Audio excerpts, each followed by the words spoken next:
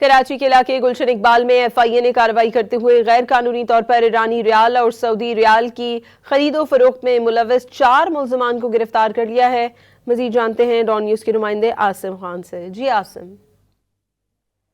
G F I A director Karachi zone کی ہدایت پر Gulshan Iqbal block 13C میں واقع 5 اسٹار پلازا کے فلیٹ پر چھاپا مارا گیا، جہاں سے 4 ملزمان کو گرفتار کیا گیا ہے۔ ملزمان غیر قانونی طور پر ایرانی ریال سعودی ریال کی خرید و فروخت میں ملوث پائے گئے۔ گرفتار ملزمان میں سید منظر عباس نقوی، محمد کاشف، باسر رحمان، شمیم رضا شامل ہیں۔ ترجمان کا بتانا ہے کہ ملزمان نے موقع پر غیر قانونی کاروبار میں ملوث ہونے کا اعتراف بھی کر لیا ہے۔